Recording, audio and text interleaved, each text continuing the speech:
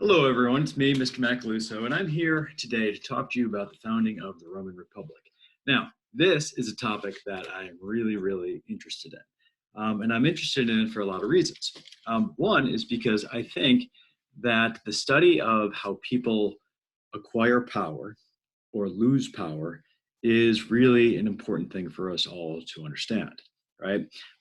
You live in a republic that's built along democratic lines, and that makes it really important for you to understand how government works and what your role in government is.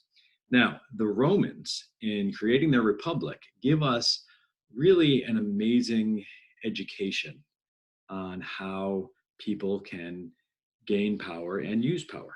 Okay. And as I talk about the Roman Republic, we're going to see that we go from a monarchy, which Ms. Crowell talked about in her lecture, to a republic that's really not democratic at all. The poor people have no say. The wealthy people have a lot of say. But over time, the poor people will gain a stronger and stronger voice. Not completely as strong as maybe we would think is appropriate today, but we will see the Roman government evolve over time. Now, the US government, which you're all somewhat familiar with, has a written constitution, and that written constitution lays out the structure of our government. Over time, that constitution has changed through the process of amendment, right? And amending the constitution, the rules for that are laid out in our constitution. That wasn't true in Rome. In Rome, the Constitution wasn't written down, but it did change over time. And it didn't change according to any written set of rules. It changed based on circumstances and based on how angry certain groups of people became. Okay, so we're going to walk through that evolution of government in the Roman Republic. And I'm going to take you right up to the Punic Wars, where Mr. Conroy takes over and shows you how that republic kind of comes crashing down and turns into an empire. Okay. Now, as I said, I'm really interested in this topic. One of the things that makes me interested in this topic is just because I often think about the evolution of our own government and of democracy generally. I want to start off today's lecture with a personal story, if I may. Forgive me for that. But I want to talk about a newspaper headline that I saw this morning. Okay, let me see if I can bring up my newspaper. I was reading the Washington Post, and I came across this headline, which said, "Coronavirus kills its first democracy." Now, obviously, that got my attention, right? Because here I am, someone who cares deeply about the shape of our government. And I went on to read this story, and it's really not about the United States. It's about the country of Hungary in Europe. Right now, here's where my personal story comes in. Back in 1992, I was just a young college student, and I was studying abroad in Vienna, Austria. And one of my first weekend trips, I got on a train with a bunch of buddies, and we went to Budapest. Right now, in 1992, Budapest was really interesting because the Iron Curtain had just come down a few years earlier. That is, communism, which had controlled all of Eastern Europe and the Soviet Union for a long time, had just fallen apart. And I remember the city of Budapest was just kind of overjoyed with this development. The people of Budapest were really friendly. In fact, when we got to the train station, a man came up to us and offered us a place to stay in his own home for money, of course.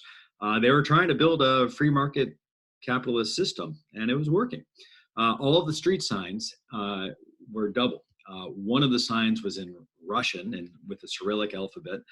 And well, I'm not sure if that's true. Probably not Cyrillic alphabet, because I remember I could read the names. So it was a Latin alphabet, but they were definitely Russian names, and then they were crossed out. And next to or above that sign was another name, which was the traditional Hungarian name for the street, which I thought was really interesting. So there I was in 1993, and Hungary was this brand new democracy. It was so exciting. I remember feeling like democracy has won. in the world, and thinking, a lot of people at the time thought that history was over. You don't know what that means. But anyway, people thought it. But guess what? This article is showing or saying that Hungary is basically losing its democracy. Hungary has a prime minister named Viktor Orban, who has been steadily over the last, I don't know, 5 or 6 years or decade, I guess, has been getting rid of the checks and balances in the Hungarian political system. And now with the coronavirus, he's basically making himself a kind of dictator. Okay, now we're going to see in our Roman history that sometimes when a country or a state or a city is in danger, people are willing to give up their rights and their liberties to a dictator for protection, right? The Romans do this, but they also realize that it's dangerous, so they put limits on that dictator. Unfortunately, in Hungary, there are really fewer and fewer limits on Mr. Orban. Anyway, enough of my current events lesson, and let's get back to the reason we're here, which is the founding and political development of the Roman Republic. I'm gonna make my face bigger, a little vain, I guess. So here we go. The founding and development of the Roman Republic. As you know from Ms. Crowell's lecture, in 509 BCE. Okay, I should put that in there. A Roman king named Lucius Tarquinius Superbus is overthrown.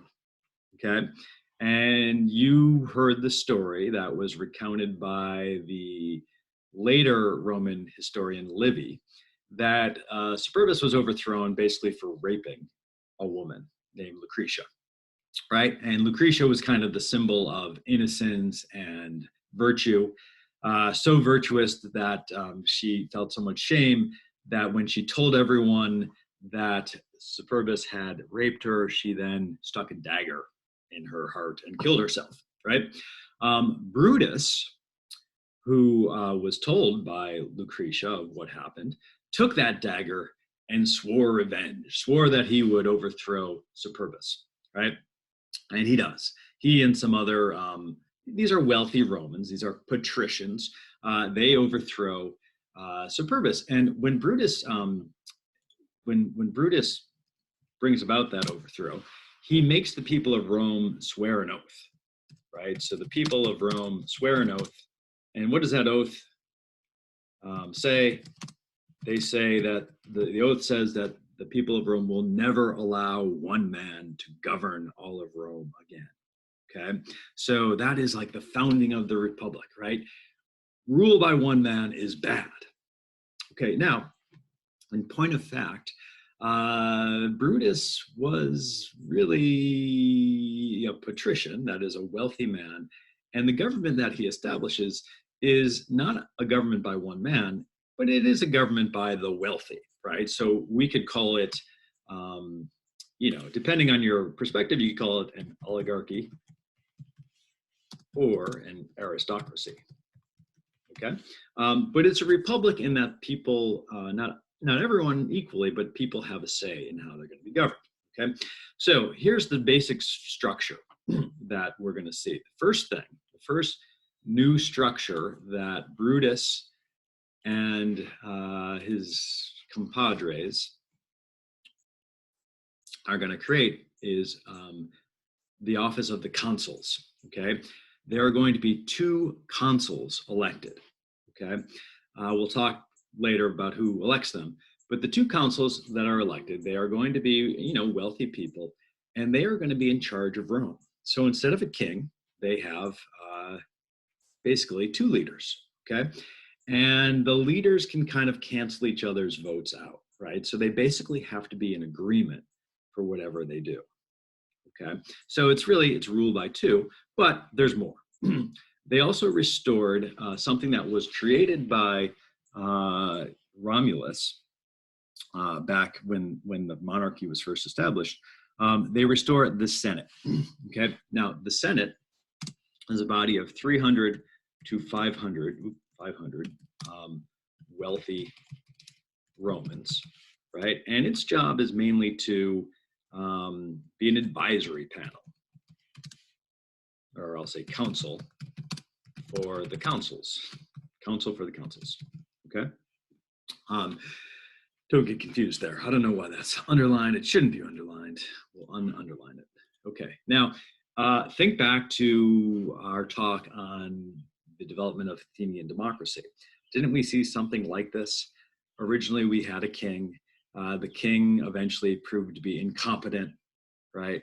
And so the wealthy people of Athens got together and said, like, hey, you need some help. And what did they create? Not a senate, but they created, what were they? The archons, right? And those archons were going to help the king rule. Well, in this case, we have a senate, which is going to help the consuls rule. So not exactly the same, but very similar. Make note of that. Okay, they also restored the Curiate Assembly, okay? Now, the word Curiate means brotherhood. The Curiate Assembly is kind of a strange thing. It's kind of hard to understand it. It's basically, there are different curiae that are basically clans, big clans of different families. Even the poorer people are in these assemblies, but in the end, the only people who can vote are the wealthy. Okay, so the Curiate Assembly, the reason I bring it up is just to show that there is some connection between the wealthy and the poor. Okay, so the wealthy and the poor, they're bonded in a certain way, and I'm going to talk about that in just a few minutes. But before I do, I want to mention this other interesting aspect of the early Roman Republic. The consuls had the imperium. Okay, so the imperium is the power that a consul who is out leading the army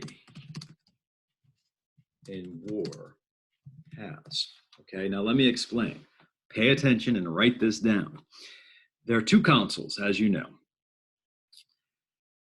Whenever there's a war, and during the early republic, the Romans were constantly at war. They're very warlike people. So really, there's always a war, and whenever there is a war, one consul is going to stay home and govern the city, while the other consul will be out with the army fighting. Okay, that makes sense, doesn't it? One person fights, one person stays home. Okay, the consul who's out fighting the war has what's called the imperium, which means whatever he says is law. And he has the power of life and death over anyone. So if I'm the consul and I'm out at war, I'm off in the field fighting, and someone disobeys me, Jaden, guess what I can do? I can put that guy to death. Pretty good power, huh? But a dangerous power. Imagine that. Imagine if your teachers had the imperium. Well, that would be a much different environment at old GCS, wouldn't it? But some of us might let that power go to our heads, me especially, and just be putting people to death left and right. Now, I would never do that, but maybe I'd give you detention all the time. Wait a minute, I can give you detention. Why don't I use that more often? Anyway, so that is the imperium, and that is a power that the council has. Now, there is a limit to the power of councils. Councils are not elected for life. They have one-year terms. So imagine that. Imagine I use the imperium recklessly. What happens to me? Well, I probably don't get elected the next time around. Okay, so that is the imperium, and that's an important power. Note, the Romans really were afraid of losing control. So they're really willing to give a lot of power to some people in order to keep that control.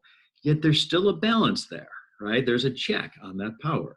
If I, as a consul, misuse the imperium, I don't get elected consul again. Okay, now, I said earlier that I'm going to talk about the relationship between the rich and the poor. So as I already mentioned, the wealthy are called patricians. Okay, write that down, patricians.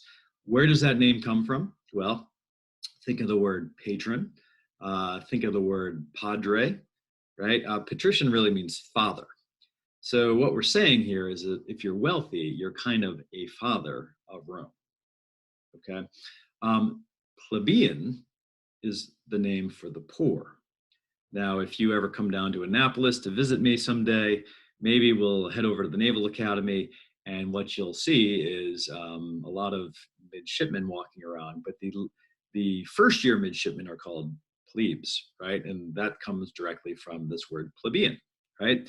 They are lowest on the hierarchy on the Naval Academy yard. You should come in the summertime during plebe summer. It's really kind of cool. You see and hear plebes being marched and around the whole city, and they're chanting these interesting cadences, and it's really quite a sight to behold. Anyway, the patricians and the plebeians, they're kind of related by blood to a certain degree. Think of it this way. Think like you have this really wealthy old uncle. He's the patrician, and you're not so wealthy, so you're the plebeian. Okay. Now, because you're related, he cares about you, but maybe he's a distant uncle and he doesn't care that much about you, right? But he might like the fact that you have this kind of relationship, which we'll call the patron-client relationship. Okay. So the patron-client relationship works like this. If I'm the patrician, I offer the plebeian, who is my client, I offer him protection. I offer him a livelihood. So maybe I give him a little land to farm on. Now, what does the client or the plebeian give me in exchange? Well, he gives me his support, right? If I ever need protection when I go into the city, to the forum for a big vote, I can count on all of my clients surrounding me and maybe even intimidating other patricians. That sounds kind of nice, doesn't it? So the patron-client relationship is really important. However, just like we saw in Athens, we are going to see the wealthy get wealthier and the poor get poorer.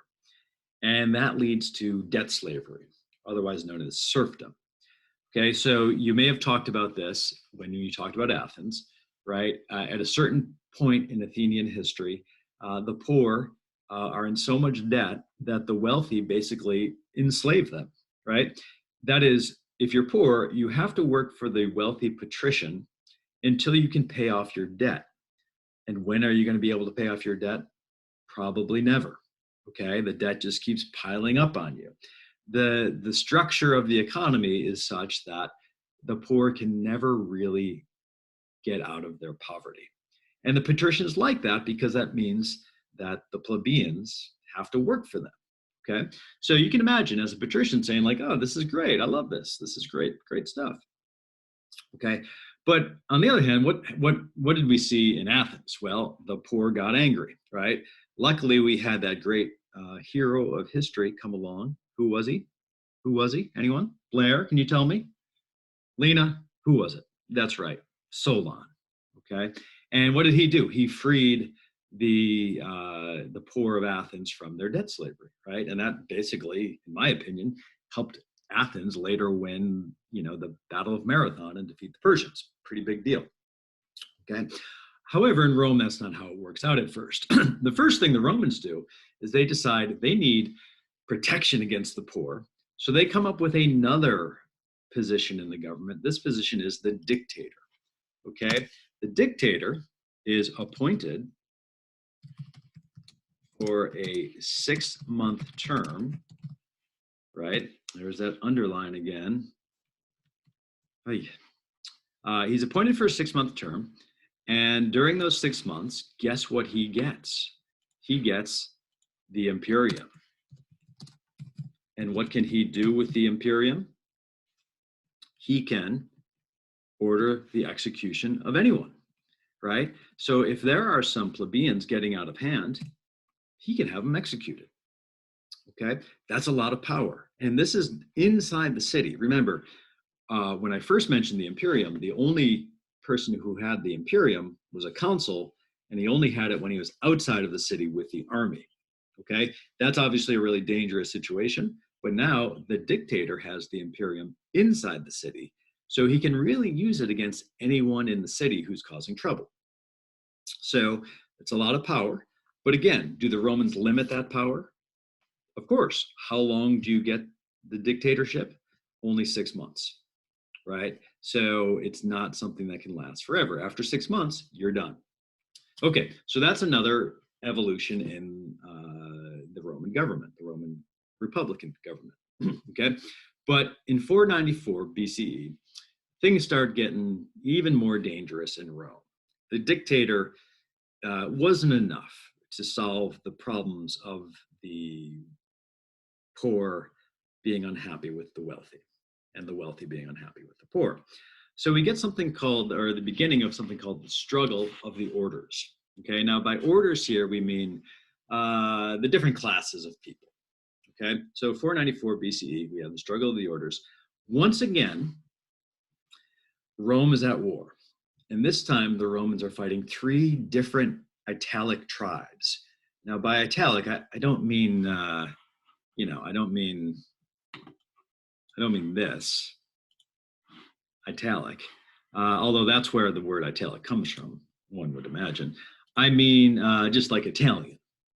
Yeah, it's Italian. And so the Romans are up against three different tribes, and things aren't going very well. The poor in Rome are unhappy, and they realize that this gives them an opportunity, right? Not their unhappiness, but the fact that the war is not going very well. What do the poor do? They go on strike. The poor go on strike. They remove themselves and go and camp on a hill called the Sacred Hill, just outside of Rome. And they say, we're not going to fight in your war unless you give us some political power. Okay, we've been fighting wars for a long time, and every time we win, the land that we conquer goes to the patricians. And the plebeians, what do they get? They get nothing. We die in the war, and the patricians get the land. And we're not going to take it anymore. So we're going to go on strike, and we'll fight for you if you give us some political power. Okay, does everyone make sense? Does that make sense to everyone, rather? So here's what the patricians are willing to give. Okay, so once again, another evolution in the Roman Republic. We get the office of the 10 tribunes. Okay, the tribunes are going to be plebeians, elected by plebeians. I spelled plebeians wrong.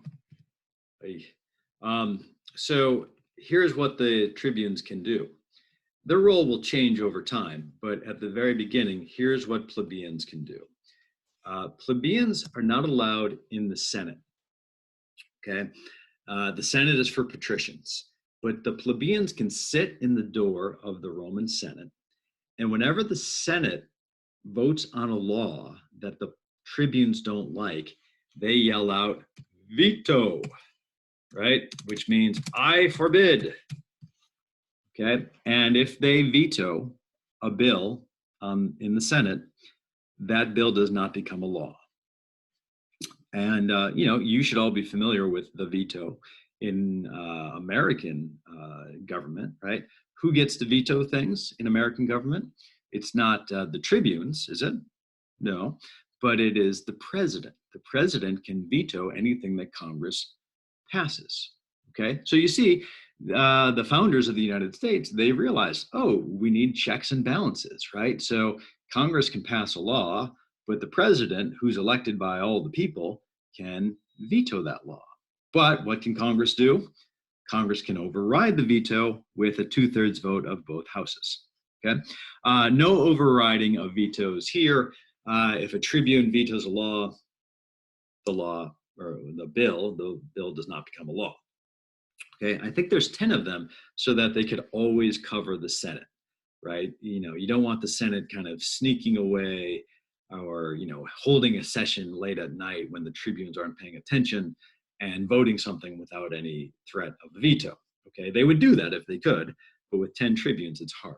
Okay, so that gives the plebeians a nice little power. Note, plebeians can't make law, but they can prevent patricians from making laws that hurt them. Okay, so again, it's not an equal amount of power, but it's definitely an increase in power for plebeians. Okay, very good. Now, next, the plebeians still unhappy. They go and fight that war, but this comes a little bit later. Sorry, I don't have a don't have a date for this. I don't think. Let me check my notes.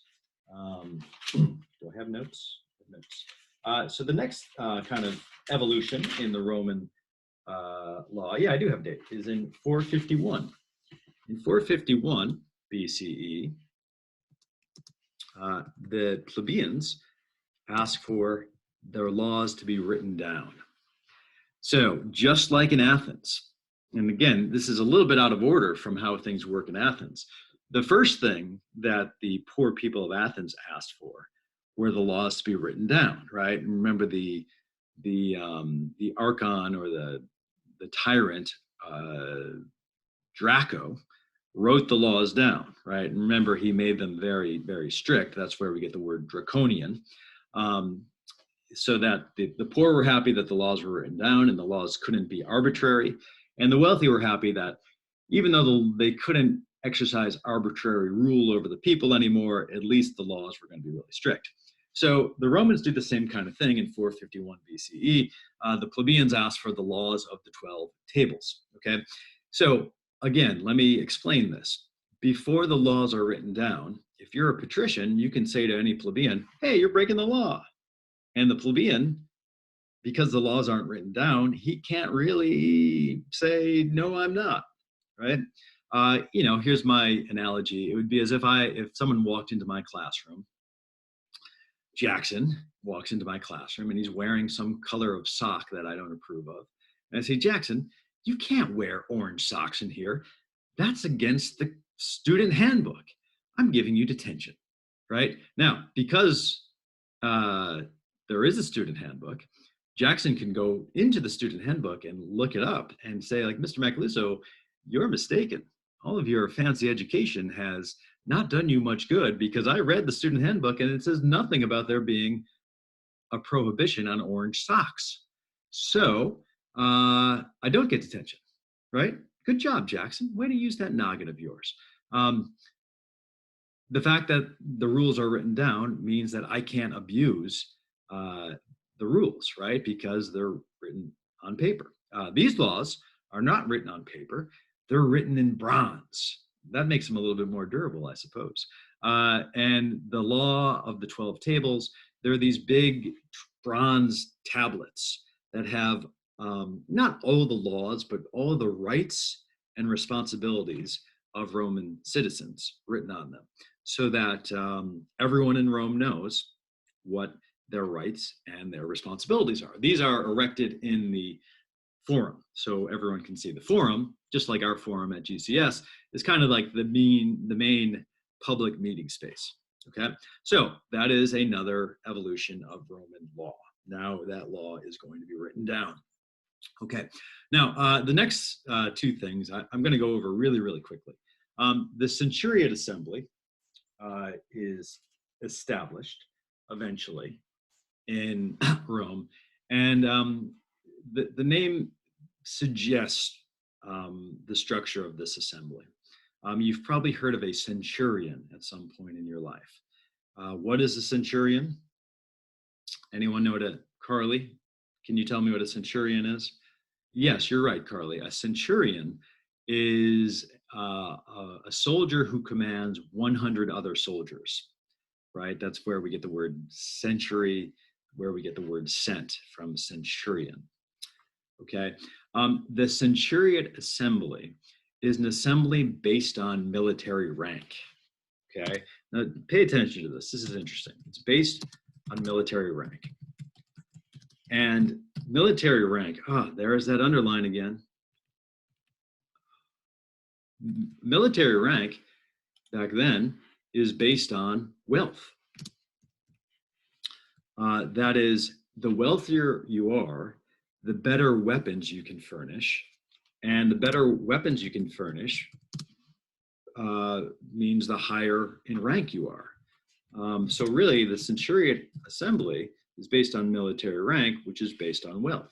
Okay. The highest level in the Centuriate Assembly are a group of people called the equites. I don't know if I pronounced that correctly. I already wrote equites down here. Those of you who are get rid of this thing. Those of you who are who ride horses, those of you who ride horses, you probably know what equites means, right? Think of the word equine. The equites are people who own horses. Are horses really important in a military campaign back then? Of course. Is a horse mounted warrior more powerful than a foot soldier? Yes. So if you own horses, you are a higher rank in the army. Now, the centuriate assembly basically gives you power based on your rank. So even though there are fewer people who own horses in Rome, more equites have seats in the curiate assembly. I believe at first 98 out of 193 members of the assembly are equites or equites, and that obviously is disproportional to the amount of equites that are actually in Rome. Okay, so they have a little bit more power. The next kind of assembly that gets developed is called the tribal assembly, and the tribal assembly is assembly of it's composed of plebeians. You're all laughing at me and my underlining problem. So composed of plebeians. Okay.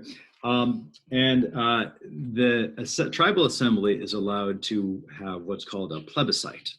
Okay. This is a word that you should understand. There are plebiscites in the modern world today. A plebiscite is, as the name suggests, it is a vote by the people. Okay. Originally, these votes are just they give the consuls and the Senate the people's opinion. Okay. Later, in about 287 BCE, these votes become law. The plebiscite is equal to law. Okay. Now, the Roman Constitution, unwritten as it is really complicated, right? There are all these different assemblies and they have different powers. We don't need to know the nitty gritty details of all of this. But here's what I hope that you saw in this lecture, that we go from a monarchy, which is corrupt, right? Superbus needed to be destroyed, right, for what he did to Lucretia. Brutus comes along and creates the consul, or two consuls. They restore the Senate. They restore the curiate assembly. Okay, but really it's just power by the wealthy. Over time, the poor get more and more abused by the wealthy, and they use their military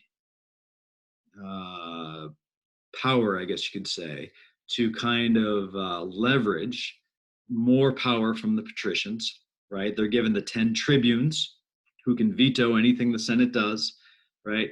And then over time, we get these other assemblies, the centuriate assembly.